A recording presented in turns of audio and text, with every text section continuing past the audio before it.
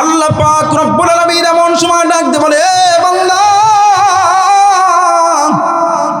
তোমার 60 বছর আর 70 বছরের জীবনের আমলনামা দেখে তুমি বুঝতে পারছো তুমি জাহান্নামী, তুমি জাহান্নামী। এটা তোমার আমলের ফায়সালা। তোমার আমল দিয়ে যদি আজকে ইনসাফের পাল্লা কায়েম করা হয়, যদি বিচার করা হয়, তাহলে তুমি সত্যই জাহান্নাম ছাড়া কোনো উপায় নাই, উপায় নাই, উপায় নাই। ভালো করে বুঝবেন বগুড়ার মুসলমান, ভালো করে বুঝবেন ইমানের কত দাম। এমন সময় আমার মালিক ডাকতে বলে, বান্দা, কিন্তু তোমার এই 60 বছর আর 70 বছরের জীবনে, তোমার এই 60 বছর আর 70 বছরের জীবনে তোমার একটা আমল আমার কাছে বড় প্রিয় মনে হয়েছে, বড় পছন্দ। সুবহানাল্লাহ। বেশি আমল নয়, একটা আমল আমার কাছে বড় প্রিয় মনে হয়েছে, বড় পছন্দ হয়েছে, নির্ভেজাল মনে হয়েছে, আমলটার মধ্যে কোনো ত্রুটি নাই। ওই একটা আমলের কারণে রে বান্দা, তোমার 60 বছর 70 বছরের গুনাহ থাকার পরেও, সব কিছু থাকার পরেও, নেকির পাল্লা শূন্য হয়েছে, গুনাহের পাল্লা ভারী হওয়ার পরেও, ওই একটা আমলের দিকে লক্ষ্য করে আমি আল্লাহ তোরে নাজাত দিলাম। আজকে তোমারে আমি ক্ষমার ঘোষণা করে দিলাম। বগুড়ার মুসলমান, ভালো করে বুঝবেন, উল্টা পাল্টা বুঝবেন না, ঠান্ডা মাথায় বুঝবেন কোন সেই আমল, কোন আমল যেই একটা আমলের কারণে 60 বছরের অপরাধ থাকার পরেও খোদা মাফ করে দেন, আমার জন্য জান্নাতের ফায়সালা হয়। কোন আমল সেই আমলটা তোমার তাহাজ্জুদ আর জিকির আর তেলাওয়াতের আমল নয়। ওই আমলটা আমার ভাষায় বলি, ওই আমলটা হলো পারহাউস। পারহাউস, আল্লাহু আকবার, জোরে বল। ওই আমলটার নাম হলো পারহাউস। তার মানে সেটা কি? যেই পারহাউস ঠিক থাকলে তোমার নামাজ ঠিক থাকবে, রোজা ঠিক থাকবে, তেলাওয়াত জিকির সব ঠিক থাকবে, অন্যায় কাজ তুমি করতে পারবা না। গ্রামের মধ্যে মাহফিল হবে, তুমি ল্যাপের নিচে ঘুমাইতে পারবা না। ওই পারা হাউস ঠিক থাকলে কথা বলে। ও দোস্ত আমার, সেই পারা হাউসের নাম কি? ওই পারা হাউসের নাম হলো তাওহীদের কালিমা, একত্ববাদের কালিমা, লা ইলাহা ইল্লাল্লাহু মুহাম্মাদুর রাসূলুল্লাহ। অর্থাৎ বান্দারে, তুমি 60 বছর 70 বছরের জীবনে তোমার গুনাহ আছে, থাকবেই। কোনো মানুষ বলতে পারবে না যে তার গুনাহ নাই। গুনাহ ছাড়া কোনো মানুষ নাই। গুনাহ নিয়েই কবরে যাবে। নামাজ, রোজা, হজ, যাকাত এর মধ্যে ত্রুটি থাকবেই, স্বাভাবিক থাকতেই পারে। সব নিয়েই আল্লাহর বান্দা কবরে যাওয়ার পরে যেই আমলের বিনিময়ে আল্লাহ মাফ করবে, সেই আমলটার নাম হলো ঈমান। ঈমান, কথা কোন ঠিক কিনা? তোমার ঈমানটা যদি ঠিক থাকে দোস্ত আমার, তোমার তাহাজ্জুদ জিকির তেলাওয়াতে কমতি আছে, কিন্তু ঈমানটা কোনোদিন বিক্রয় করে না। একটা চাকরির কাছে ঈমান বিক্রয় করে নাই, ব্যবসার কাছে ঈমান বিক্রয় করে নাই, দলীয় একটা পদের লোভে ঈমান বিক্রয় করে নাই, নবীর বিরুদ্ধে বলে নাই, নেতা নেত্রীকে খুশি করার জন্য কত কুলাঙ্গার এই বাংলার জমিনে মুসলমানের সন্তান হওয়ার পরে আলেমদের বিরুদ্ধে কথা বলে, মসজিদ মাদ্রাসার বিরুদ্ধে কথা বলে, নবীর বিরুদ্ধে পর্যন্ত কথা বলে। কেন কেন বলে? তার নেতা আর নেত্রী খুশি হবে। আমি বলি, এ কুলাঙ্গার, ভালো করে শোন, কয়দিন বাঁচবি, তোর কিডনি ড্যাম হয়ে গেলে মারা যাবি। নবীর বিরুদ্ধে কথা বলিস, মসজিদ মাদ্রাসা ওলামায়ে কেরামের কথা বিরুদ্ধে কথা বলিস, তোর ঈমানটা বিক্রয় করে দিয়েছিস। ঈমান বিক্রয়কারী তোর মতো কুলাঙ্গার দিয়ে এই দেশে কোনোদিন শান্তি আসবে না। মরণের পরেও জাহান্নামের আগুনে পড়বি, ফেরেশতার হাতে ঝাঁটার বাড়ি খাবি। তার কারণ তোর মধ্যে ঈমান নাই, তুই পাক্কা বেঈমান, কথা কোন ঠিক কিনা? কিন্তু আল্লাহর নবী যেটা বলছে, না না না না, আরে তেলাওয়াত জিকিরের মধ্যে ত্রুটি আছে, থাকবেই, কিন্তু ঈমান বিক্রয় করা যাবে? বলেন, ঈমান বিক্রয় করা যাবে? ঈমান বিক্রয় করা যাবে না। আমার চাকরি চলে যেতে পারে, ব্যবসা চলে যেতে পারে, ক্ষেত খামার চলে যেতে পারে, হামলা মামলা সব হইতে পারে, আমি গুম হয়ে যেতে পারি, আমার জীবন চলে যেতে পারে, আমি শহীদ হয়ে যেতে পারি, কিন্তু ঈমানের পক্ষে থাকবো। ওই ফাঁসির কাঠ গাড়ায় দাঁড়াইয়াও এক রবের কথাই বলবো, বিশ্ব নবীর আদর্শ নিয়ে যদি চলবো। বিশ্ব নবী বলেন, তাহলে তোমার আমলের ত্রুটি থাকার পরেও, এরপরেও তোমার ঈমানের কারণে আল্লাহ পাক তোমার জন্য জান্নাতের ফায়সালা করে দিবে। এই জন্য বিশ্ব নবী বলেন, তখন ওই বান্দার যার ঈমানের পাল্লা, যার আমলের পাল্লা শূন্য হয়ে গিয়েছিল, ওই আমলের পাল্লার মধ্যে কালিমায়ে তাওহীদ, একত্ববাদের কালিমা, ঈমানের কালিমাটা আস্তে করে ছেড়ে দিবে। ছেড়ে দেওয়ার সঙ্গে সঙ্গে এবার নেকির পাল্লা ভারী হয়ে গেল, নেকির পাল্লা ভারী হয়ে গেল, আর গুনাহের পাল্লা শূন্য হয়ে যায়। আল্লাহর বান্দার ব্যাপারে আল্লাহ পাক ঘোষণা দেয়, যাও যাও বান্দা, আমি আল্লাহ তোরে মাফ করে দিলাম, ঈমানের কারণে তুমি এবার জান্নাতে চলে যাও। সুবহানাল্লাহ জোরে বলেন। এবার বলুন তো দেখি সেই ঈমান দরকার আছে না? এজন্য দোস্ত, বগুড়ার মানুষ, আপনাদের বগুড়া জামিল মাদ্রাসা আমি 9 বছর ছিলাম, বগুড়ার চাইল ডাইল আমাদের পেটে আছে, বগুড়ার মানুষকে আমি মহাব্বত করি, ভালোবাসি, কথা কন। এই জন্য দরদ নিয়ে বলছি দোস্ত, 60 বছর 70 বছরের টার্গেট, সর্বপ্রথম টার্গেট নেন। আমার সব কিছুতে ত্রুটি থাকতে পারে, কিন্তু ঈমানের মধ্যে আমি কোনো ত্রুটি রাখবো না, কথা কয় না? রাজি আছেন তো? রাজি আছেন? এই জন্য দরদের নবী, মায়ার নবী, বিশ্ব নবী, দরদের নবী দরদ নিয়ে বলেছে, ও আমার উম্মত, যে ঈমানের বিনিময়ে তোর নাজাত মিলবে, তুই জান্নাতের মেহমান হবি, আখলিস দীনাকা, সুতরাং তোর ওই ঈমানটাকে আগে ঠিক কর। সুবহানাল্লাহ। আখলিস দীনাকা, তোমার আকীদা ঠিক করো, ঈমান ঠিক করো, মন মানসিকতা ঠিক করো আগে, তাহলে কি হবে? বলে ঈমান যদি ঠিক হয়ে যায়, ইয়াকফিকাল আমালুল কলিল, নবী বলেন তাহলে আমল যদি কম হয়, ইয়াকফিকা, তোর নাজাতের জন্য, জান্নাতে যাওয়ার জন্য যথেষ্ট হয়ে যাবে। সুবহানাল্লাহ, সুবহানাল্লাহ। নবী আরো বলেন, কি বলেন? আখলিস দীনাকা, ঈমান ঠিক করো, ইয়াকফিকাল আমালুল কলিল, আমল কম হয়েছে তারপরেও তুমি জান্নাতে চলে যাবে। সুবহানাল্লাহ কোন? এজন্য আমি এভাবে বোঝাই, ঈমান ঠিক, এদিকে তাকান, ঈমান ঠিক, আমল কম, জান্নাতি। সুবহানাল্লাহ কোন? আবারও বলছি, ঈমান ঠিক, আমল কম, জান্নাতি। পক্ষান্তরে ঈমান শেষ, ঈমান বিক্রয় করছে, চাকরির কারণে হোক, ব্যবসার কারণে হোক, কাউকে খুশি করার জন্য হোক, অথবা বেঈমানের কাছে হোক, বুঝবেন না এখানে, বগুড়া থেকে বুঝবেন না, নীলফামারী যান, কুড়িগ্রামে যান, আল্লাহু আকবার, মহল্লাকে মহল্লা, পুরা ফ্যামিলি 10 জন 15 জন 20 জন, একটা মহল্লা 50টা ফ্যামিলি একসাথে খ্রিস্টান হয়ে গেছে, একটা গরু 5000 টাকা 10,000 টাকার বিনিময়ে ঈমান বিক্রয় করে দিচ্ছে।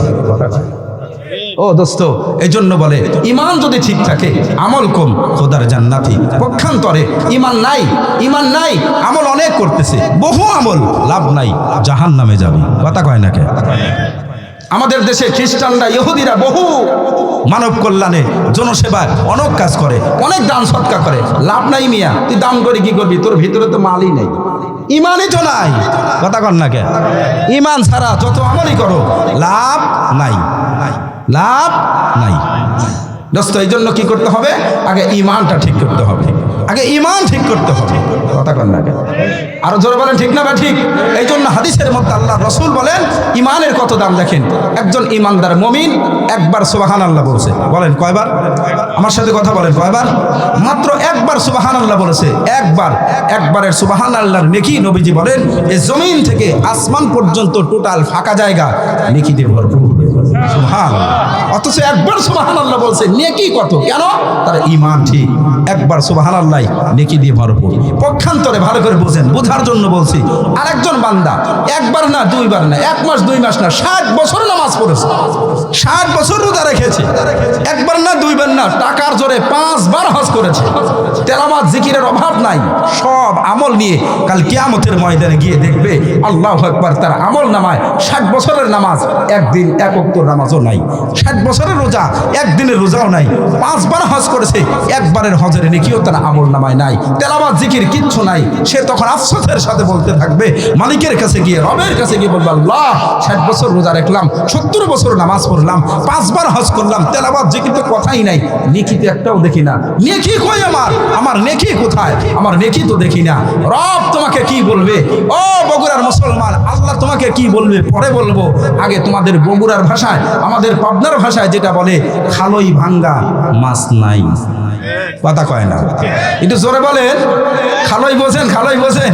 বগুড়ার মানুষ খালই বোঝেন তো? মাছ মেরে বর্তনে, যেই বর্তনে রাখে ওটার নাম কি? খালই যদি ভাঙ্গা থাকে মাছ থাকবো?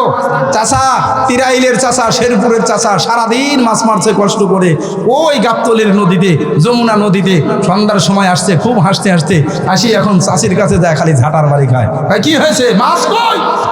চাষা এবার তাকায় দেখো, খালের তলা নাই, কথা কন না কে? খালের তলা না থাকলে সন্ধ্যা পর্যন্ত মাছ মারেও চাষির হাতের ঝাঁটা বাড়ি খাইতে হবে। ও বগুড়ার মুসলমান, তা খালের তলা ভাঙা থাকলে ঝাঁটার বাড়ি যেরকম খাইতে হয় চাষির হাতে, মনে রেখো 70 বছর নামাজ পড়েছো তো কি হয়েছে? রোজা রেখেছো, হজ করেছো 5টা না 10 বার হজ করেছো, রোজা রোজা তেলাওয়াত জিকির সব করার পরেও ঈমান ঠিক না থাকার কারণে, তলা ঠিক না থাকার কারণে কাল কিয়ামতের ময়দানে ফেরেশতার হাতে ঝাঁটার বাড়ি খাবে। কথা কন। এই জন্য আগে ঠিক করো ঈমান।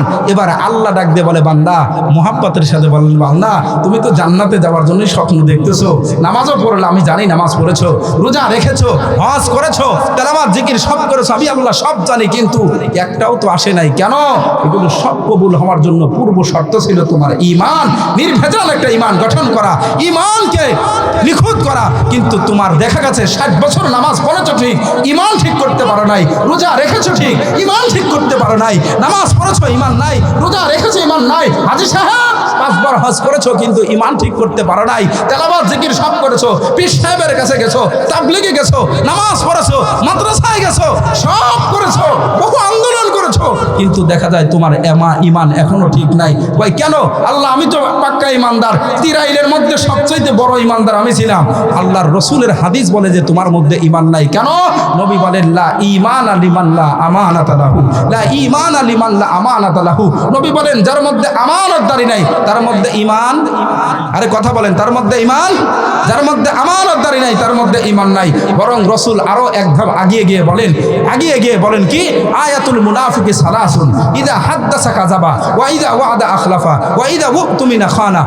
আমার বগুড়ার মুসলমান শোনো, নবী কি বলেন? বলে ঈমান নাই তো নাই। আয়াতুল মুনাফিকি সালাসুন, আরে মুনাফিকের আলামত হলো 3টা। ইযা হাদ্দাসা কাযাবা, কথা বললেই মিথ্যা কথা বলে। এই মিথ্যা কথা বলনেওয়ালা বগুড়াতে একটাও নেই। কথা কয় না আছে? কথা বললে মিথ্যা কথা বলে, ওই নামাজি যে নামাজ পড়ে মিথ্যা কথা বলে ওই ঈমানদার হইতে পারে না, মুনাফিক। কথা কয় না? যেই রোজাদার, যে হাজী সাহেব মিথ্যা কথা বলে সেই ঈমানদার নয়, মুনাফিক। ওয়াইদা ওয়াদা আখলাফা, ওয়াদা করে খেলাফ করে, নির্বাচনের আগে বাপরে বাপ সব করে দিবে, রাস্তাঘাট তিরাইলের রাস্তা একবারে বিমান চলবে। কথা কয় না? প্রাইভেট কার চলবে মানে বিমান সহ চলবে, মানে মিথ্যাবাদী কারে কয়? ওয়াদা করে গেছে সব করে দিবে, ঘরে ঘরে টিউবওয়েল দিবে, নির্বাচনের পরে এদেরকে খুঁজেও পাওয়া যায় না। এই মেম্বার, এই চেয়ারম্যান, এটা মুনাফিক। কথা বলেন? ওয়াদা করে খেলাফ করে, ওয়াইদা উকতুমিনা খানা, তার কাছে আমানত রাখলে আমানতের খেয়ানত করে। অর্থাৎ মেম্বার ওয়ার্ডের সম্পদ আত্মসাৎ করেছে, চেয়ারম্যান ইউনিয়নের সম্পদ আত্মসাৎ করেছে, এমপি তুমি জনগণের সম্পদ আত্মসাৎ করেছো। আপনার এমপিকে বলছি না, যে এমপি করছে সেই এমপিকে, এবং বড় ভাই ছোট ভাইয়ের সম্পদ আত্মসাৎ করেছে, ভাই বোনের সম্পদ আত্মসাৎ করেছে, দোকান বাকি করে টাকা দেয় না আত্মসাৎ করেছে, চাঁদাবাজি করে আত্মসাৎ করেছে, গরিব দুঃখীদের টাকা আত্মসাৎ করে। ভালো করে শুনে রাখো, ওই মানুষটা নামাজি হইতে পারে, ওই মানুষটা পরহেজগারের দাবি করতে পারে, নামাজ পড়তে পারে, রোজা রাখতে পারে, হজ একটা না 10টাও করতে পারে। নবীর জবানের কথা, ওয়াইদা উকতুমিনা খানা, আমানতের খেয়ানত করে, ওই লোকটা ঈমানদার হইতে পারে না, ওই লোকটা হলো মুনাফিক। কথা কয়। আমি ইমানদার হয়ে কেমনে সুদ খাই, কেমনে আমি ঘুষ খাই? ও দোস্ত, ইমানদার ঘুষ খাইতে পারে না, সুদ খাইতে পারে না। আজকে আফসোসের সাথে বলতে হয়, হায় আফসোস লাগে। আরে তিমি মাছ, কষ্ট হচ্ছে আপনাদের? তিমি মাছ নদীর মধ্যে থাকে, সাগরের মধ্যে থাকে, টনকে টন খাবার খায়। ইমি মাছের কোনো চাকরি নাই, কোনো ব্যবসা নাই, কোনো দলীয় পদ নাই। আল্লাহু আকবার, সে কোনোদিন সুদ খাইলো না, সে কোনোদিন ঘুষ খাইলো না। হায় তিমি মাছ সুদ খায় না, ঘুষ খায় না, অথচ তিমি মাছের কোনোদিনও আল্লাহু আকবার টনকে টন খাবার খায়। বলুন তো দেখি, কে দেয়? তিমি মাছকে কে খাওয়ায়? তাহলে রিজিকের মালিক কে? আমরা চোখের সামনে দেখি হাতি, হাতি কত মনকে মন খাবার খায়। হাতিরও কোনো চাকরি ব্যবসা কিচ্ছু নাই, সুদও খায় না, ঘুষও খায় না, কারো থেকে চাঁদাও তোলে না, কারোর ওপর সন্ত্রাসীও করে না, কিছুই করে না। হাতিকে প্রতিদিন যিনি রিজিক দেন তিনি কে? যারা বলেন তিনি কে? আমার বগুড়ার শেরপুরের মুসলমান, হাতিকে যদি আল্লাহ খাওয়াইতে পারে, তিমি মাছকে যদি আল্লাহ খাওয়াইতে পারে, আমি আর তুমি আশরাফুল মাখলুকাত, শ্রেষ্ঠ নবীর শ্রেষ্ঠ উম্মত, আমার আর তোমার ঈমান কোথায় গেল? ইয়াকিন কোথায় গেল? আহারে বিবেক কোথায় গেল? বিবেকের প্রশ্ন করলে অধম হয়ে যায়।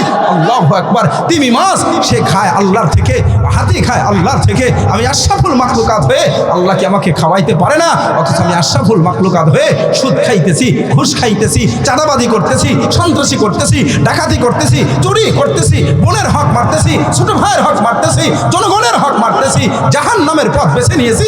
আফসোসের সাথে বলতে হয়, ও দোস্ত, তার মূল কারণ হলো কেন আমি মুসলমান হয়ে আশরাফুল মাখলুকাত হয়ে এটা করছি?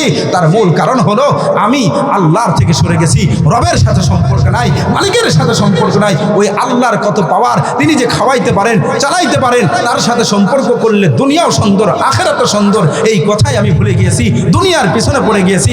দুনিয়া আমার চোখে দুনিয়ার চশমা লাগা দেওয়া হয়েছে, ইহুদি খ্রিস্টানদের চশমা লাগা দেওয়া হয়েছে। কথা কোন ঠিক না ঠিক?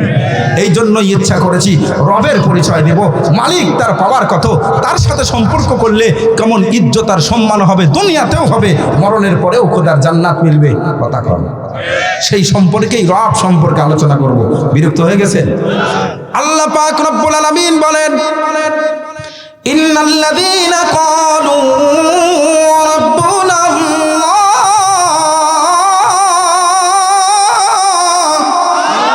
আরো জোরে আওয়াজ দিয়ে বলেন আল্লাহু আকবার।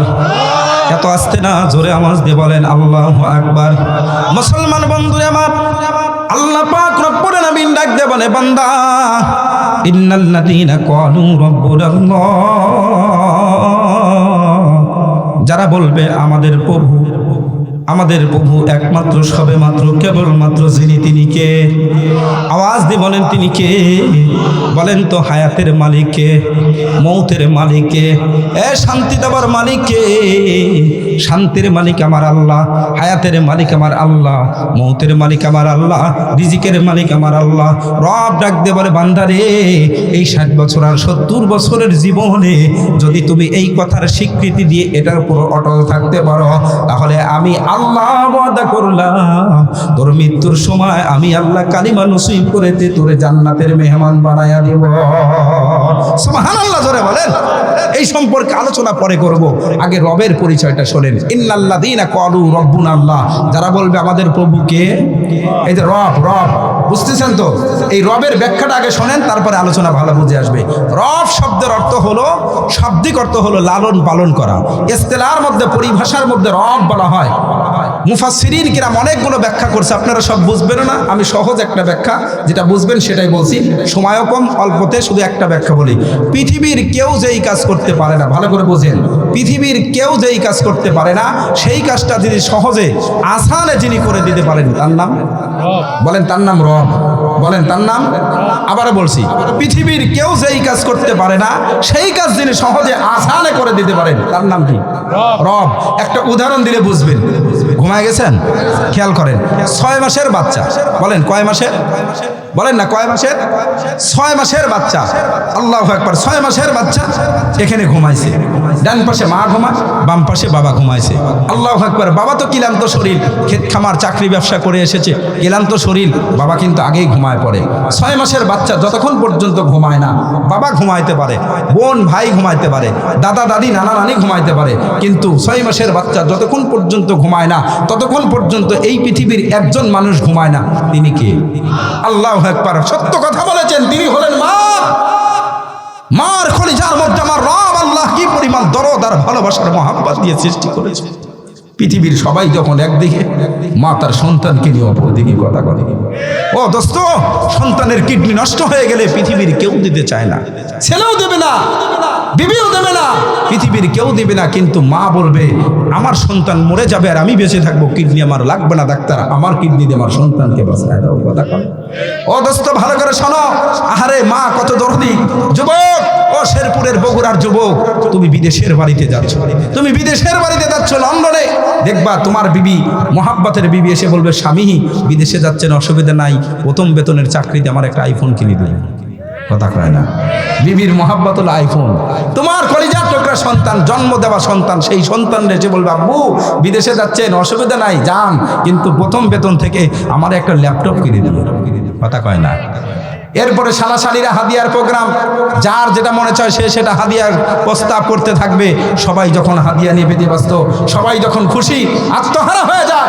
এ যুবকের বগুড়ার যুবক, কান লাগিয়ে শোনো, কান লাগিয়ে শোনো, কার মা নাই কার বাবা নাই জানি না, সেই মুহূর্তে দেখবা তোমার বাড়িতে একজন মানুষ যার চোখ দিয়ে পানি পড়ে, বুক ফেটে কান্না করে, খাবার নাই, গোসল নাই, ঘুম নাই, তোমাকে সে জড়ায় ধরবে, মুখের মধ্যে চুমু খায়, ঠোঁটের মধ্যে চুমু খায়, কপালে চুমু খায়, আর বলে সন্তান নারীরা ধন, তুমি না থাকলে আমি মা শুইতে পারি না, ঘুমাইতে পারি না, আজকে 2টা দিন না থাকলে সহ্য করতে পারি না, 5 বছরের জন্য তুই লন্ডনে যাবি, আমি মা কেমন সহ্য করবো?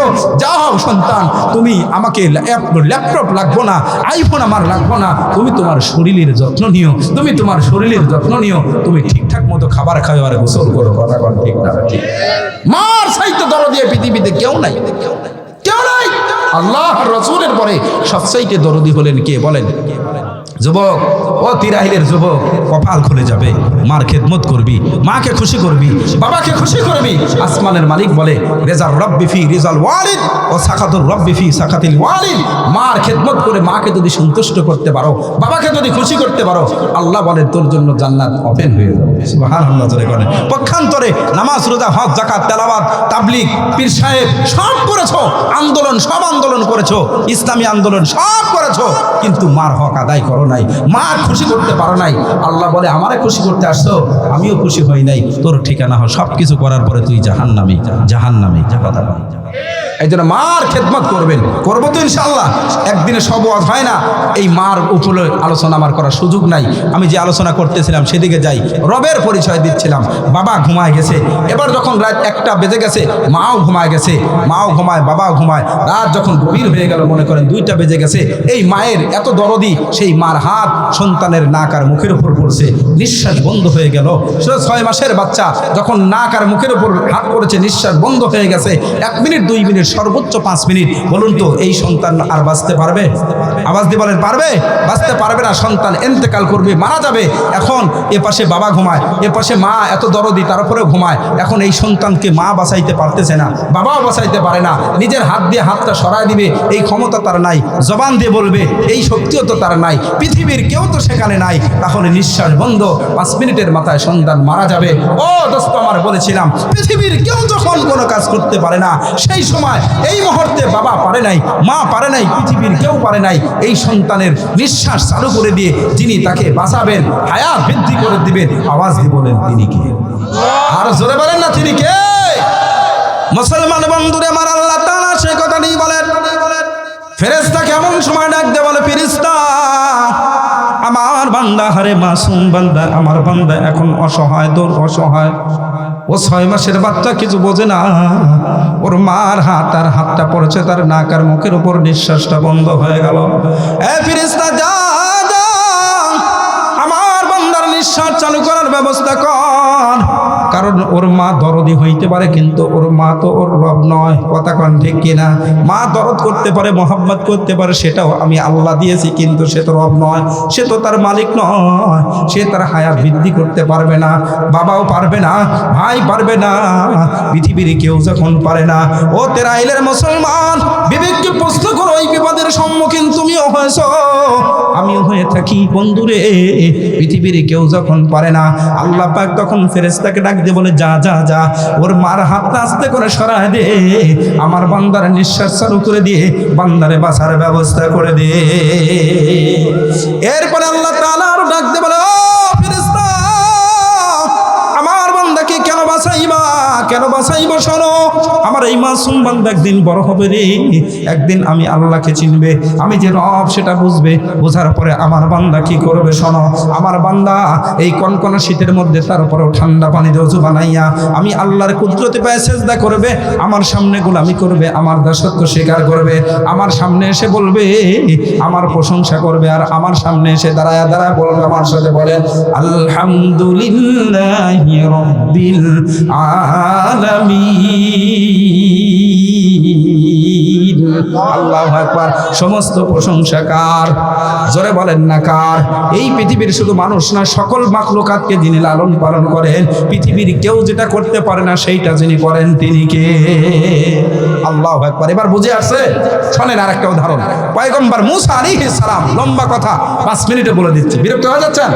পয়গম্বর মূসা আলাইহিস সালাম তার জাতিকে, তার কওমকে নিয়ে ওই যে জালেম ফেরাউনের হাত থেকে রক্ষা পাওয়ার জন্য রওনা দিয়েছে। চলতে চলতে বিশাল বড় নদী পার পারাপারের কোনো ব্যবস্থা নাই, কালভার্ট, ব্রিজ, সেতু কিচ্ছু নাই, কিন্তু নদীর মধ্যে উত্তাল তরঙ্গ, প্রচুর ঢেউ।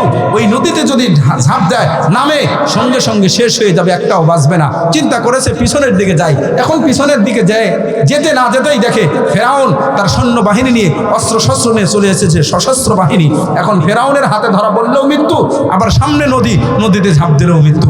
তখন পয়গম্বর মুসার উম্মত তখন বলে, কোরআন বলে, ইন্না লা মুদরাকুন, মুসা তুমি কোথায় নিয়ে আসলা? ইন্না লা মুদরাকুন, আমরা তো ধরা খেয়ে গেলাম, কারণ সামনে নদী, বাঁচার কায়দা নাই, পিছনে শত্রু, শত্রুর হাতে ধরা পড়লেও মারা যাব।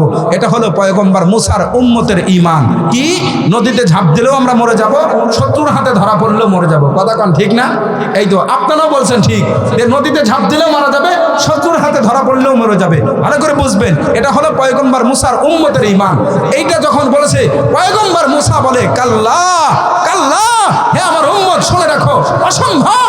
আরে তোমরা তো বলেছো নদীতে ঝাঁপ দিলে মরে যাবা, অসম্ভব, নদী আমাদের কিছুই করতে পারবে না, শত্রুর হাতে ধরা পড়লে মরে যাব, অসম্ভব, শত্রু কিছু ক্ষতি করতে পারবে না, শত্রুও মারবে না, নদীও পারবে না, শত্রুর হাত থেকে মুক্ত করবে, নদী পারাপারের যিনি ব্যবস্থা করবে।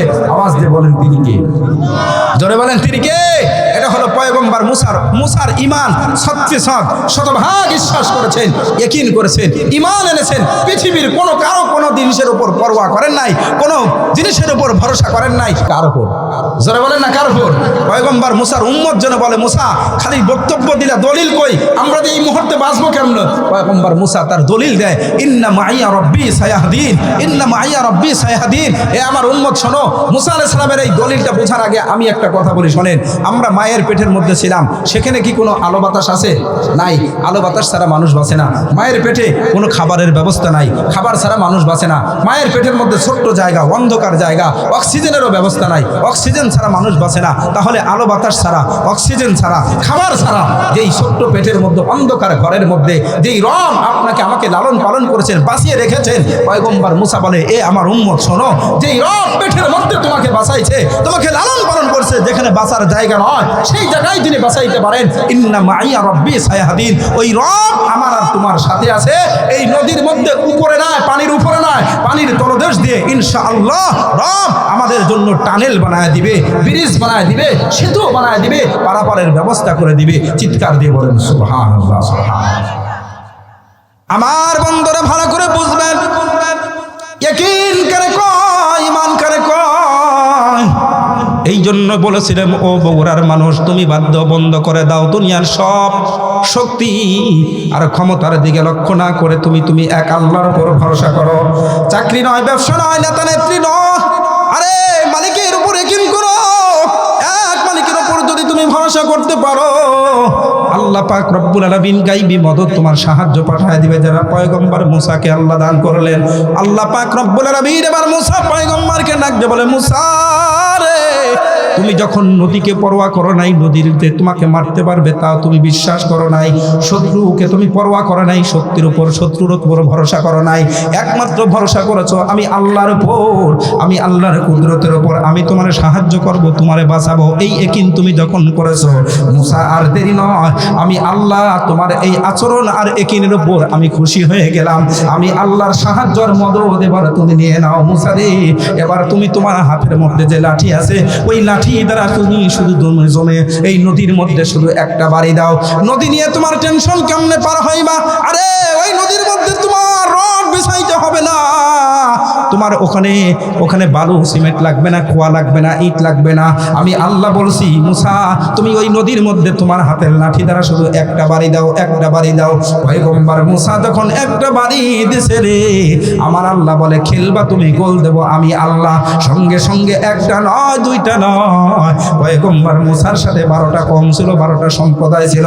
আমার মালিক আল্লাহ একটা দুইটা নয়, ওই 12টা সম্প্রদায়ের জন্য আলাদা আলাদা 12টা বিশ্বরোধ পানির নিচ দিয়ে টানেল বানায় দিয়েছে পারাপারের জন্য। চিৎকার দিয়ে বলেন সুবহানাল্লাহ। কে বানায় দিয়েছে? জোরে বলেন না কে? একটা রাস্তা বানাইতে পারতেন, একটা বাড়ি দিয়েছে, একটা রাস্তা না, কিন্তু এতগুলো মানুষ 12টা সম্প্রদায় একসাথে নামলে এক রাস্তায় জ্যাম লেগে যাবে। আল্লাহ এটা জানে না? জানে না? এই জন্য রাস্তা বানাইছে 12টা। এখন 12টা রাস্তা বানাইছে, নদীর মধ্যে রাস্তা। ভয় আছে না নাই? আরে কথা কন না, ভয় আছে না নাই? তো বনি ইসরাইল, মুসার উম্মত বনি ইসরাইল, এর মতো 13 জাতি এই জমিনে একটাও নাই। এটা আল্লাহ জানে না? আল্লাহ ভালো করে জানে যে এটা ডাইনে গেলে বামে যায়, বামে গেলে ডাইনে যায়, এরা নদীর মধ্যে নামবে না। এই জন্য নামার ব্যবস্থা আল্লাহ তাআলা করছে। সুবহানাল্লাহ কোন তাফসীরের কিতাবের মধ্যে লেখে, ওই যে 12টা রাস্তা বানাইছে, প্রত্যেকটা রাস্তার মাঝখানে আল্লাহ তাআলা জানালা লাগায় দিয়েছে। জানালা, সুবহানাল্লাহ কোন। জানালা যখন লাগায় দিয়েছে, এখন এই দল এই দলকে দেখে জানালা দি, এই দল এই দলকে দেখে জানালা দি। তো এক দল আরেক দলকে দেখতেছে, 12 দলকে দেখতেছে, একসাথে নামছে, গল্প করতেছে, রব নিরাপদে পার করে দিয়েছে। সুবহানাল্লাহ জোরে কোন। পয়গম্বর মুসার বাঁচার কোনো পথ ছিল না, আল্লাহ তাআলা মুসাকে মুক্ত করে দিলেন। এবার ফেরাউন লাফাইতে লাফাইতে আসতেছে, আমিও পার হব। পার হইতে পারবি না, সব রাস্তা সবার জন্য নিরাপদ থাকে না। কথা কন। তো ফেরাউন চালাক মানুষ, 1 পা আগায় 4 পা পিছায়, নামতে চায় না। কিন্তু আল্লাহ ফাইসালা করছে, আজকেই শেষ করবি। জিব্রাইল, লম্বা কথা, জিব্রাইলকে সংক্ষেপ কথা হলো, জিব্রাইলের মাধ্যমে কান ধরে নামাইছে, নদীর মাঝখানে নিয়ে যা চুবাইছে। পানি খাইতে খাইতে ফেরাউনের পেট যখন খুলে গেছে, ও বুঝেছে আজকে বড়টার হাতে ধরা পড়ছে। কথা কয় না, আজকে আমার মাতবাড়িয়ার অহংকার সব শেষ। ও তখন লাভ দিয়ে উঠে, অনেক দূর লাভ দিয়ে উঠে বলছিল, আমানতু বিরব্বি মুসা ওয়া হারুন। আরে আমি মুসা আর হারুনের রবের উপর আজকে ঈমান আনলাম। আল্লাহ তুই আমারে বাঁচা। আল্লাহ কয় বাঁচাবো মানে তোর হায়াত আজকেই শেষ, বহুত জ্বালাইছু, আজকে দেশ থেকে বিদায় নে। কথা কয় না, দেশ থেকে দেশে থাকার আর অনুমতি নাই, বহুত জ্বালাইছো, বিদায় হ, তাড়াতাড়ি বের হ, টিকিট ছাড়াই চলে যা। কথা কয় না, নাইলে পরিণতি আরো খারাপ। আল্লাহ পাক জিব্রাইলকে কয়, কাঁদা ঢুকায় দেন, মুখের মধ্যে কাঁদা দেন, আমার নাম উচ্চারণ না করি বলে। কথা কন না কে? ঠিকই করছে, কাঁদা যখন ঢুকায় দিয়েছে, জিব্রাইল আর কোনো রবের কথা স্মরণ করতে উনি চুবাইতে মারছে। ইতিহাস সাক্ষী, যারাই মানুষের উপর জুলুম অত্যাচার করবে, এই জমিন থেকে ব্যক্তিত হয়ে তাকে বিদায় নিতে হবে। কথা কন। আরে জোরে বলেন না, ঠিক না ভাই? ঠিক। এবার বলুন, ফেরাউনের মতো এত বড় শক্তিশালীকে চুবায় মারছে, আর মুসা পয়গম্বর তার উম্মতকে নদী পারাপারের ব্যবস্থা করে টানেল বানায় পার করে দিয়েছে। যে আল্লাহ, ওই আল্লাহ কি আছে? এই কথা কন না, আছে? থাকলেও ঢাকায় আছে, বগুড়ায় নাই। হ্যাঁ আছে নাকি তত্ত্বাবধায়ক দিয়েছে? আল্লাহ কি বুড়া হয়ে গেল না? রিটায়ার করছে, চিকিৎসা গেছে? আল্লাহ কয়, আমি কোনো রিটায়ার করি না, আমি কোনো চিকিৎসা করি না, আমি তো বুড়া হই না, আমি ঘুমাই না বেটা। আল্লাহু লা ইলাহা ইল্লা হুয়াল হাইয়ুল কাইয়্যুম লা তাখুযুহু সিনাতুন ওয়ালা নাওম। আল্লাহু আকবার বলেন। আমার সাথে গাদ্দারি করবি? বাংলাদেশ না, বাংলাদেশের তো গুনার টাইমই নাই। আল্লাহ কথা কয় না, এর চেয়ে বড় বড় দেশের টাইম নাই। বলে আমার সাথে গাদ্দারি করলে মুহূর্তের মধ্যে সাইজ করব। আল্লাহু লা ইলাহা ইল্লা হুয়াল হাইয়ুল কাইয়্যুম। আল্লাহ কয়, আমি জীবিতও থাকি, আমি শক্তিশালী, আমি ঘুমাইও না, আমার কোনো তন্দ্রা আসে না। আমার সাথে লাগতে আসলেই আমি খালি মশা পাঠায় দিই। কথা কয় না, তাও ভালো মশা না, ল্যাংরা মশা পাঠায় দিই। ওটা পাঠায় দিয়ে নমরুদের সাইজ করি। আর বড় মানুষও পাঠায় না, ছোট ছোট মানুষ, মুআজ আর মুআওয়াজ, 2 বালককে দিয়ে এই জালেম আবু জেহেলকে সাইজ করছে। কথা কন না কে? আর বাংলাদেশে যে সাইজ করছে, ওরে বাপরে বাপ, বুঝুনি তো। কথা কয় না, কথা কন। হ্যাঁ, ওই দিকে আর যাওয়ার দরকার না, মনটা খারাপ হবো আপনাদের না। আল্লাহু আকবার। ছোট ছোট বাচ্চা, ছোট ছোট বাচ্চা, আল্লাহ সবাইকে বোঝার তৌফিক দান করেন, বলেন আমিন। আর জোরে বলেন না আমিন। করনেওয়ালা জাত কে? এই যত কথা বলেন না, কে করনেওয়ালা? সব কুদরত কার হাতে? এই তাহলে এবার বলুন, এই জন্য ঈমানকে যদি মজবুত করো, সাহায্য আসবে কার? জোরে বলেন কার? রাগ করতেছে? এবার বলুন তো, পয়গম্বর মুসার ঈমানের কোনো সমস্যা নাই, কোনো নবীর ঈমানের কোনো সমস্যা নাই। কোনো ব্যক্তি যদি বলে নবীদেরও ভুল আছে, নবীর ঈমানের সমস্যা আছে, পরিমাণ থাকবো? এই কথা কেন? জোরে বলেন, তার থাকবো? খবরদার, কোনো নবীর ভুল নাই, নবীদের কোনো ঈমানের কোনো সমস্যা নাই, তারা মাসুম, নিষ্পাপ। তারপরে তবে আল্লাহ পরীক্ষা নেয়। কথা কয় না, পরীক্ষা আলাদা জিনিস, আল্লাহ তার মর্যাদা আরো বাড়ায় দেয়। সুবহানাল্লাহ কোন। আল্লাহ পাক রব্বুল আলামিন বিরক্ত হয়ে গেছেন? আল্লাহ পাক রব্বুল আলামিন ডাক দেয়, মানে ওয়ামা তিলকা বিয়ামিনিকা ইয়া মুসা। মুসা রে, তোমার ডান হাতের মধ্যে কি? ওয়ামা তিলকা বিয়ামিনিকা, মুসা তোমার ডান হাতের মধ্যে কি? পয়গম্বর মুসা ডাক দিয়ে বলে, হিয়া আসায়া, ও আল্লাহ, আমার হাতের মধ্যে এটা লাঠি। তুমি জিজ্ঞেস করছো, আমি বললাম এটা লাঠি। পয়গম্বর মুসাকে আল্লাহ বলে, মুসা তুমি লাঠি দ্বারা কি করো? মুসা পয়গম্বর বলে, আল্লাহ, আমার এই লাঠি দ্বারা আমি ওই যে আমার বকরিগুলো চড়াই, এরপরে বকরিরে পাতা বাড়ি খাওয়াই, এরপরে যদি সাপ বিচ্ছু আসে সেটারে প্রতিরোধ করি। বলে আর কি করো? ওয়ালিয়া ফিহা মাআরিবু উখরা। আল্লাহু আকবার বলেন। আয় আল্লাহ, আমি আরো অনেক কাজ করি এই লাঠি দ্বারা, আমার অনেক কাজ, যতগুলো কাজ আছে সব কাজগুলো আমি লাঠি দ্বারা সমাধান করি, এই লাঠির উপর ভর করে আমি চলি। আল্লাহ পাক রব্বুল আলামিন বলে, মুসা তাহলে তোমার লাঠি তো সব করে, সকাল সন্ধ্যা তোমার লাঠি, বক্তব্য এই লাঠি, বললে এই লাঠি, সব কাজ তোমার লাঠি করে মুসা রে, তাহলে আমি আল্লাহ তোমার কি করি? কথা কয় না। এই বগুড়ার মুসলমান বুঝছেন, আল্লাহ জিজ্ঞেস করছে, উত্তরও ঠিক আছে, তারপরে মাইন্ড এনেছে আল্লাহ। কথা কয় না। এশকের খেলা আশাকার মাসুক, সব উত্তর ঠিক থাকার পরে বলে, মুসা তোর লাঠি সব করে, তাহলে আমি আল্লাহ তোরে কি করি? আল্লাহু আকবার বলেন। বলে দেখি লাঠিটা একটু সরাই কিছুক্ষণের জন্য। কথা কয় না। লাঠি যেহেতু সব করে তাহলে লাঠি একটু সরাই, একটু দূরে নেই, পরীক্ষা ফেলাই। আল্লাহ পাক রব্বুল আলামিন ডাক দিয়ে বলে, মুসা লাঠিটা একটু তোমার হাত থেকে ছেড়ে দাও, লাঠি তোমার হাত থেকে ছেড়ে দাও। লাঠি যেহেতু সব কাজ করে, লাঠি হাত ছেড়ে দাও। পয়গম্বর মুসা লাঠি হাত থেকে ছাড়ার সঙ্গে সঙ্গে আমার আল্লাহর কুদরত, আল্লাহর কুদরত বোঝা বড় কঠিন। হাত থেকে ছাড়ার সঙ্গে সঙ্গে লাঠিটা ছাড়ার সঙ্গে সঙ্গে ফাইদান হাইয়াতুন তাসা। আল্লাহু আকবার বলেন। পয়গম্বর মুসা লাঠি হাত থেকে ছাড়ার সঙ্গে সঙ্গে লাঠি ফাইদান হাইয়াতুন, বিশাল বড় অজগর সাপ, হঠাৎ সাপ। তো সাপ হয়েছে ঠিক আছে, বসে থাক, শুয়ে থাক না, তাসা। আল্লাহু আকবার বলেন। সাপ এটা শোয়ার সাপ না, এটা ঘুমানো সাপ না। ফাইদান হাইয়াতুন তাসা, লাঠি ছাড়ার সঙ্গে সঙ্গে সাপ হয়েছে তো হয়েছে, এই সাপ উদ্যত হয়েছে, ওনা পয়গম্বর মুসারে খাওয়া ফেললেন। আল্লাহু আকবার জোরে বলেন। এবার বলুন তো, সাপ দেখে ভয় লাগে না লাগে না? আরে মুসা আলাইহিস সালাম মানুষ না জিন? মানুষ না নাকি ফেরেশতা? কথা কয় না, কথা কয় না। কি মানুষ? তো মানুষ তো ভয় পাবেই, সে নবী হোক আর যেই হোক, মানুষ হিসাবে ভয় পাবে। পয়গম্বর মুসা ভয় পেয়ে গেছে, ওরে বাপ রে বাপ, এত বড় সাপ কোথা থেকে আসে? তা আমার দিকেই ভনা করছে। পয়গম্বর মুসা আলাইহিস সালাম থরথর করে কাঁপতেছে, ভয় পায় না। এবার মুসা যখন ভয় পাইতেছে দূরে সরবে, এমন সময় আমার মালিক ডাক দিয়ে বলে, ও মুসা রে, দূরে সরলে হবে না। কোথায় যাচ্ছ? কই যাচ্ছ? তুমি কোথায় ভয় পাচ্ছ? আমি আল্লাহর নির্দেশের অর্ডার, ওই যে সাপ তোমার দিকে ফনা করছো, ওই সাপকে ধরো। আল্লাহু আকবার জোরে বলেন। আল্লাহু আকবার। সাপকে ধরো মুসা, সাপকে ধরো। পয়গম্বর মুসা এবার ভয় পাইতেছে, কেমনে সাপ ধরবে? কিন্তু অর্ডারটা কার? জোরে বলেন না, জোরে বলেন কার?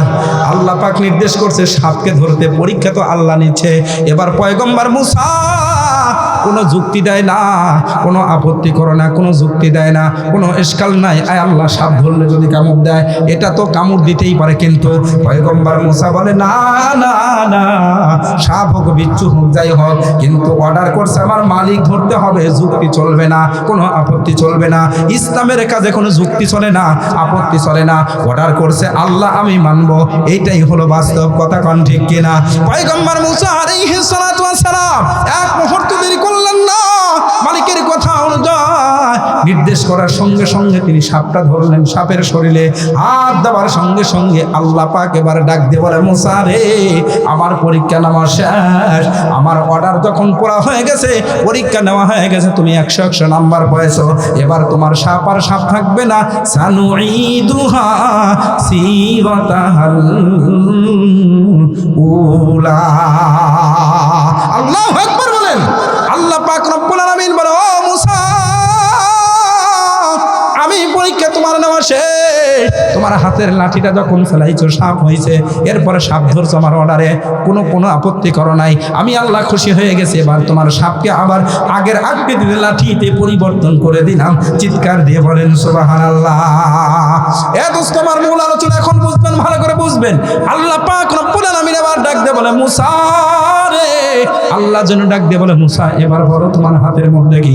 পয়গম্বর মুসা বলে, আল্লাহ, আমার হাতের মধ্যে এটা লাঠিও না। ভালো করে বুঝবেন, আমার হাতের মধ্যে এটা সাপও না, আমার হাতের মধ্যে এটা লাঠিও না, আমার হাতের মধ্যে এটা সাপও না। তাহলে কি?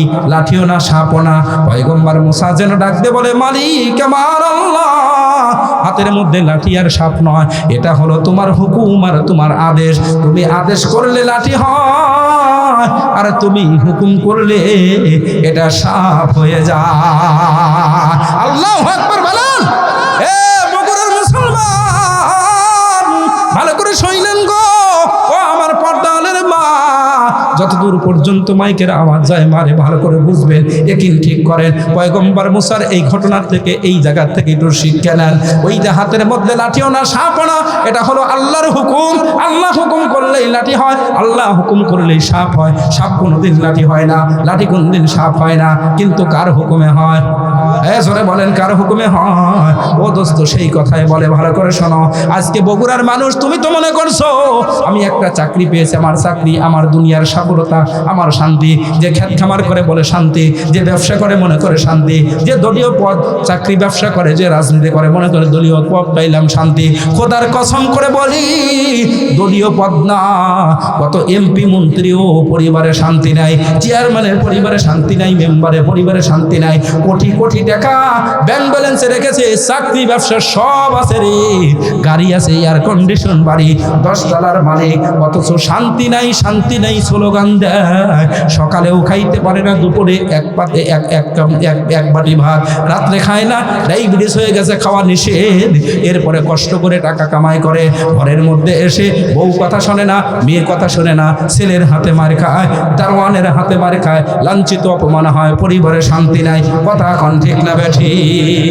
চাকরি আর ব্যবসা, কোটিপতি, কোটি কোটি টাকার মালিক, শেরপুরের কয় টাকা জমিয়া, ঢাকায় গিয়ে দেখেন কোটিপতি, অথচ চোখের পানি ফেলে কাঁদতেছে, হুজুর শান্তি নাই। নাই তো নাই, প্রায় হুজুর সপ্তাহে 4 দিন বোর হাতে মার খায়। কথা কয় না? এরকম কত মানুষের অভিযোগ, কত যুবক এসে বলে হুজুর একটু দোয়া করেন পরিবার জন্য। কেন? আমার পরিবারে শান্তি নেই। কস কি? শান্তি তো তোদেরই থাকবে, আমরা হুজুর মানুষ অল্প টাকার জন্য চাকরি করি, অশান্তি সব আমাদের, তোমরা কোটি কোটি টাকার মালিক। হুজুর যে কি কন আছে, কি করবো? বলে খুলে বল। বলে আমার অফিস হলো 9টায়, আমার অফিস হলো 8টায়, আমার যে ম্যাডামের ঘুম ভাঙে হলো 9টায়। কথা কয় না? সকালবেলা আজকে 2 মাস হয়ে গেল গরম রুটি গরম খিচুড়ি খাওয়ার নসিব হয় না, হোটেলে খায়, দুপুরে যাই, দুপুরে অফিসে খাই, রাত্রে এসে হুজুর আমার ম্যাডামের চোখের দিকে তাকাইলে আমার ভয় লাগে, এত বড় বড় চোখ, মহিলা ভাই ছেলে। কথা কন? কোটি টাকা হওয়ার পরেও পরিবারে শান্তি নাই। যুবক, কথা কও না কেন? যুবক নিজের টাকা দিয়ে মোবাইল কিনে দিয়েছে যোগাযোগের জন্য। ও দোস্ত, ভালো করে শোনো, উল্টা পাল্টা বুঝবেন না। নিজের পাশে শুয়ে থাকি সেই বিবি স্বামীর সাথে যোগাযোগ না করে বয়ফ্রেন্ডের সাথে কথা বলে, রাত 12টা 1টা পর্যন্ত। যুবক বলতেও পারে না, সইতে পারে না, নিষেধ করে, বলে চুপ থাক, আমার স্বাধীনতা, আমি কথা বলবো, তোর কি সমস্যা? বলে এই স্বাধীনতা মাধীনতা বুঝি না, তুই বন্ধ কর। বলে সব ফাইনাল ডিসিশন, সিদ্ধান্ত শোন, বেশি বাধা দিবি, তোর মতো কুলাঙ্গারকে ছেড়ে বয়ফ্রেন্ডের সাথে চলে যাবো। কথা কন? যুবক বলতেও পারে না, সইতেও পারে না। অল্প দিনে দেখবেন এই যুবকের কোটি টাকা থাকার পরেও পরিবারে শান্তি নাই, অল্প দিনে স্টক করে যুবক মারা যায়। কথা কন না কে? কথা কয় না কে? বলেন তো, পরিবারে শান্তি আছে? এই অশান্তির আগুন দাও দাও করে জ্বলছে প্রত্যেকটা পরিবারের, সমাজে, দেশে, সব জায়গায়। কথা কন?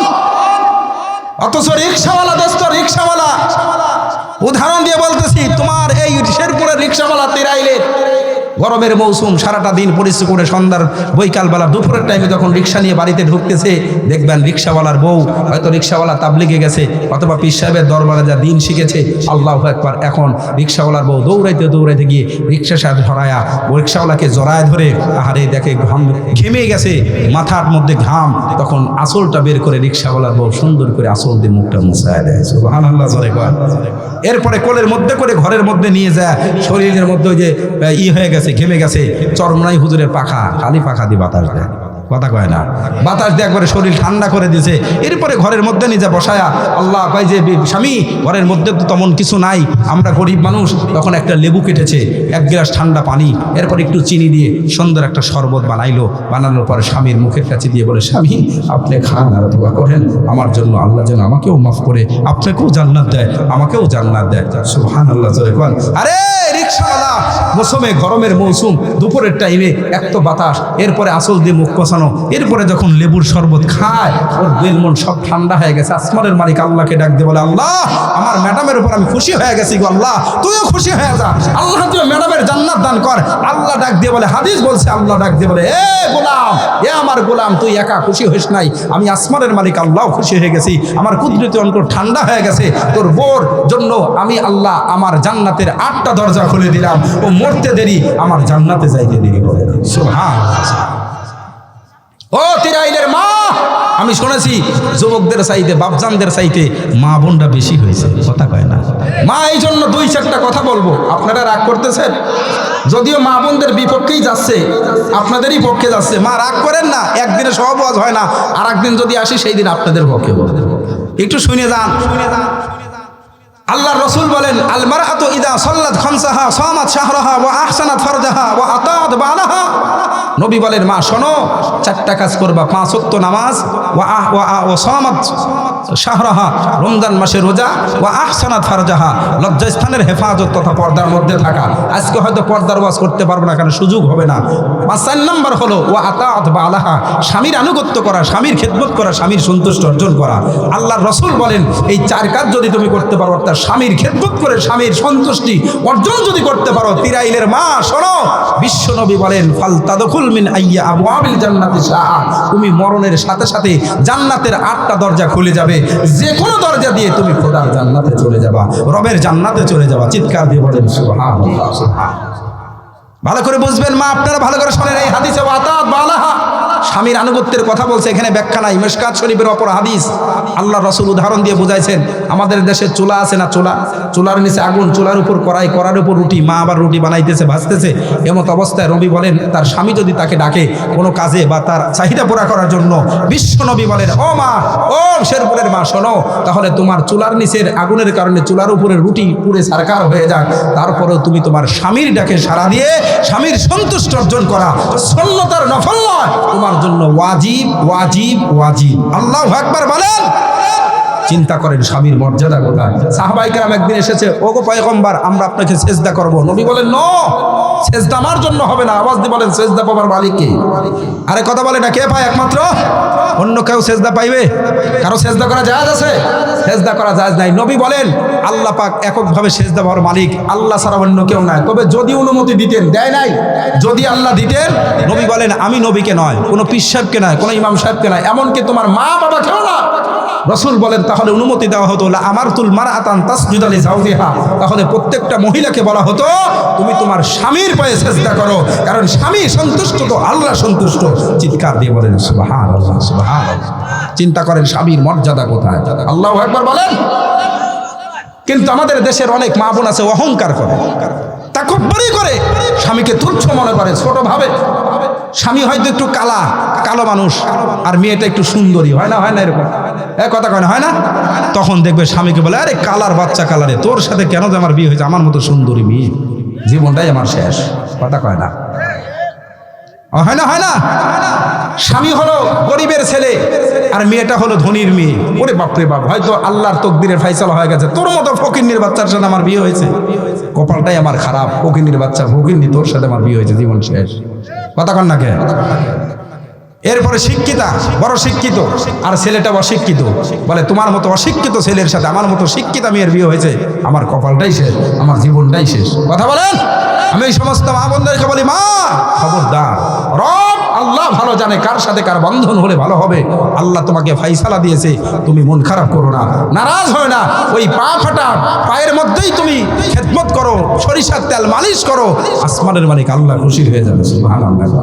আমি বলি এই জন্য পৃথিবীর সব রূপসী, গুণবতী, শিক্ষিতা মহিলাদেরকে যদি এক পাল্লায় রাখা হয়, আমার নবীর কলিজার টুকরা মেয়ে ফাতেমাতুজ জাহরা রাদিয়াল্লাহু তাআলা আনহাকে যদি অপর পাল্লায় রাখা হয়, নিঃসন্দেহে ফাতেমার পাল্লাই ভারী হয়ে যাবে। কথা বলেন।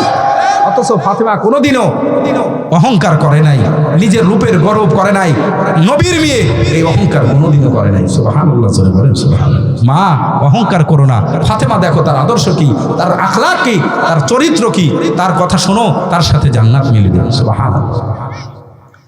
ফাতেমা সম্পর্কে বিশ্বনবী বলেন, ফাতেমা বিদআতুম মিন্নি, ফাতেমা আমার কলিজার টুকরা, ফাতেমা সাইয়্যিদাতু নিসাই আহলিল জান্নাহ।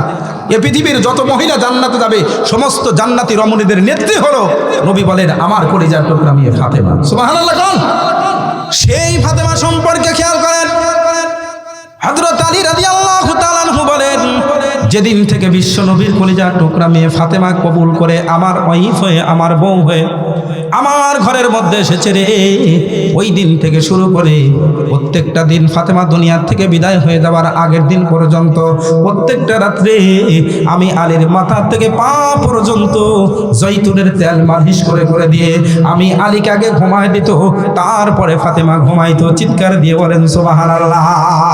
হযরত আলী রাদিয়াল্লাহু তাআলা আনহু একদিন ফাতেমাকে কাছে ডেকে বলে, ফাতেমা তুমি হলো বিশ্ব নবীর কলিজার টুকরা মেয়ে, তোমার মতো গুণবতী এত মর্যাদার অধিকারী জমিনে একজন নাই। ফাতেমা রে, তুমি বিশ্ব নবীর কলিজার টুকরা মেয়ে, তুমি সাইয়্যিদাতুন নিসাই আহলিল জান্নাহ, এত কষ্ট করার দরকার নাই, রাত্র জেগে জেগে জৈতুনের তেল মালিশ করা দরকার নাই, এমনি আমি তোমার উপর খুশি আছি। আল্লাহু আকবার। ফাতেমা রাদিয়াল্লাহু তাআলা আনহা উত্তর দিলেন, ও আমার স্বামী, আপনি যা বলেছেন সব ঠিক আছে, কিন্তু শোনেন, আল্লাহর পয়গম্বর আমার বাবা বলেছেন আপনি হলেন আমার স্বামী, আপনি যদি খুশি থাকেন আসমানের মালিক আল্লাহ খুশি, আপনি খুশি থাকলে আল্লাহ খুশি, আমার ঠিকানা হবে জান্নাত। বলেন সুবহানাল্লাহ। তাহলে ফাতেমার মতো বউ যদি প্রত্যেকটা ঘরে থাকে, এই তিরাইলের অশান্তি থাকবে? যারা কল অশান্তি থাকবে?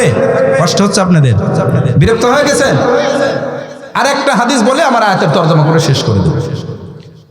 এই যে শীতের মৌসুম, চাচা সারাদিন ধান লাগাইছে, কষ্ট করে সন্ধ্যার সময় বিকালে আসলো, শরীর ক্লান্ত হয়ে গেছে।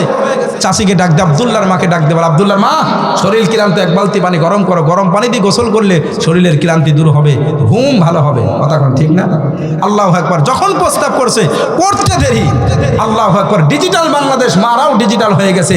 সঙ্গে সঙ্গে আব্দুল্লাহর মা ডাক দে বলে, ও আব্দুল্লাহর বাবা, সব বুঝেছি, তুমি যা মাঠে কাজ করেছো, আমি কি বসেছিলাম? তোমার ছোট ছেলেকে খাওয়াইলাম, বড়টাকে স্কুলে দিলাম, বহু কাজ করেছি। আর তুমি জানো না, ডিজিটাল বাংলাদেশ, সমান অধিকার, তোমার পানি তুমি গরম করবা, আমার পানি আমি গরম করবা, আমাকে কোনো অর্ডার করতে পারবে না। কথা কয় না? আল্লাহু আকবার। এত বক্তব্য দেওয়া শুরু করছে, চাচার মনটাই খারাপ হয়ে গেছে। বলে, ভিক্ষা চাইলে কুত্তা খাদা, তোর গরম পানি লাগবে না, তাও তুই থাম। কথা বলেন। এইটা হলো বগুড়া, পাবনার, সিরাজগঞ্জ, ঢাকার মা বোনদের অবস্থা। আমার পর্দালের মা, এইবার শোনেন, মদিনা ওয়ালা পয়গম্বর নবী মুহাম্মদুর রাসূলুল্লাহ সাল্লাল্লাহু আলাইহি ওয়াসাল্লামের কলিজার টুকরা বিবি আমাদের মা আয়েশা রাদিয়াল্লাহু তাআলা আনহা আদর্শ এবার শোনেন। নবী আমার গোসল করবেন, হাদিসের মধ্যে আল্লাহর পয়গম্বর গোসল করবেন, নবী কিন্তু বলেন নাই, আয়েশা তুমি আমার জন্য এক বালতি পানি গরম করো। নবী কিছুই বলেন নাই। আয়েশা রাদিয়াল্লাহু তাআলা আনহা নিজের থেকে নবীর মেজাজ বুঝতেন, স্বামীর মেজাজ বুঝতেন। ও শেরপুরের মা, বগুড়ার মা রে, স্বামীর মেজাজ বুঝতে হবে, ভালো করে বুঝবেন। বোন আমার, স্বামীর মেজাজ বুঝতে হবে। আয়েশা রাদিয়াল্লাহু তাআলা আনহা নবী আমার গোসল করবেন, এই জন্য উঠে গেলেন, এক বালতি পানি গরম করলেন, চুলটা বিছায়া দিলেন বিশ্ব নবী সেখান থেকে। এরপরে আয়েশা চুল বিছানোর পরে আসার পরে নবীকে বলে, পয়গম্বর আমি এক বালতি পানি গরম করছি, চুল বিছায়া দিয়েছি, আপনি টুলের উপরে বসবেন, আমি আয়েশা নিজের হাতে গরম পানিগুলো আপনার শরীরে ঢেলে ঢেলে মেসেজ করে করে ডলে ডলে আপনার গোসল করায় দেব। চিৎকার দিয়ে বলেন সুবহানাল্লাহ। নবী আমার বড় খুশি হয়ে গেলেন, টুলের উপর গিয়ে বসলেন, আরামের সাথে গোসল করতেছেন। আয়েশা রাদিয়াল্লাহু তাআলা নিজের হাতে পানিগুলো ঢেলে ঢেলে মেসেজ করে করে গোসল করা দিচ্ছে, বড় আরামের সাথে মজার সাথে গোসল করছে। হঠাৎ বিশ্ব নবী ওই পানির মধ্যে লক্ষ্য করে দেখে, গোসলের পানির মধ্যে লক্ষ্য করে দেখে, গোসলের পানির সাথে রক্তের মতো কি যেন ভেসে যায়, রক্তের মতো কি যেন ভেসে যায়। নবী আমার ডাকতে বললেন, আয়েশা রে, গোসলের পানির সাথে রক্তের মতো কি ভেসে যায়? আয়েশা রাদিয়াল্লাহু তাআলা বলে, পয়গম্বর এটা রক্তের মতো নয়, রক্তের মতো নয়, আপনার আয়েশার শরীরের তাজা রক্ত গোসলের পানির সাথে ভেসে যায়। আল্লাহু আকবার। নবী আমার বুঝতে পারলেন না, বলে, আয়েশা আমি কিছুই বুঝলাম না রে আয়েশা, তুমি খুলে বলো আসলে বিষয়টা কি, কেমনে তোমার পানি, তোমার রক্ত গোসলের পানির সাথে ভেসে যায়? আম্মাজান আয়েশা রাদিয়াল্লাহু তাআলা আনহা বলে, পয়গম্বর আপনি যখন গোসল করার জন্য টুলের উপরে বসতেছিলেন, অসতর্কতার দরুন আমি আয়েশার পায়ের একটা আঙ্গুল ওই টুলের পায়ের নিচে পড়ে যায়, টুলের পায়ের নিচে পড়ার সঙ্গে সঙ্গে আমার আঙ্গুলটা ফেটে যায়, জখম হয়ে যায়, ওই ফাটা জখম থেকে রক্ত বের হয়ে হয়ে গোসলের পানির সাথে ভেসে যায়। নবীজির মনটা খারাপ হয়ে গেল। বিশ্ব নবী তৎক্ষণাৎ চুলের উপর থেকে দাঁড়া গেলেন, ডাক দিয়ে বললেন, আয়েশা তোমার এত কষ্ট হয়েছে, তুমি আগে কেন বলো নাই? তুমি আমার কলিজার টুকরা, তুমি আমাকে তো আমি তোমাকে কত মহাব্বত করি, কত ভালোবাসি, সবচাইতে প্রিয় প্রিয় প্রিয় স্ত্রী তুমি। আর তোমার পা টুলের পা নেছে, আর আমি সেই টুলের উপর বসা। আগেই বলতাম, আমি দাঁড়িয়ে যাইতাম। ও আমার পর্দালের মা রে, বগুড়া শেরপুরের মা, ভালো করে শোনেন। নবীর বিবি আম্মা জান আয়েশা কি জবাবটা দিলেন, তার আখলাকটা কি, আদর্শটা কি। আম্মা জান আয়েশা ডাক দিয়ে বলে, ও পয়গম্বর, আপনি হলেন আমার স্বামী, আপনি হলেন আমার স্বামী। আপনি যদি খুশি থাকেন আল্লাহ খুশি, সুবহানাল্লাহ জোরে বলেন। আপনি যদি খুশি থাকেন আল্লাহ খুশি, আপনি যদি নারাজ অসন্তুষ্ট হন আমার আল্লাহ অসন্তুষ্ট হয়ে যাবে। ও পয়গম্বর, এ তো আমি আয়েশার পায়ের আঙ্গুল ফেটে গেছে, আঙ্গুল নয়। আমি আয়েশার যদি কলিজাও ফেটে যায়, তারপরেও আমার স্বামী বিশ্ব নবীকে এই টুলের উপর থেকে দাঁড়াইতে বলতে পারবো না। সুবহানাল্লাহ জোরে বলে, সুবহানাল্লাহ। দোস্ত এবার বলুন তো দেখি, আয়েশার মতো, এই খাদিজার মতো, ফাতেমার মতো বিবি যদি ঘরে ঘরে হয়ে যায়, বলুন তো ওই পরিবারে অশান্তি থাকবে? আরে জোরে বলেন, অশান্তি থাকবে? যুবক, শান্তি যদি পাইতে চাও, মাকে দিন শিখাও, বউকে দিন শিখাও, মেয়েকে দিন শিখাও, তোমার বোনকে দিন শিখাও, তাহলে পরিবারে শান্তি আসবে, সমাজে শান্তি আসবে। পর্দার মধ্যে রাখো। এগুলোর জন্য দরকার হলো মা বোনদেরকে দিন শেখানো। এই জন্য এই এলাকায় যেগুলো মহিলা মাদ্রাসা আছে, তোমাদের বাচ্চাদেরকে মহিলা মাদ্রাসা ভর্তি করে দাও। কথা কও। রাগ করতেছেন? অনেক লম্বা আলোচনা হয়ে গেছে।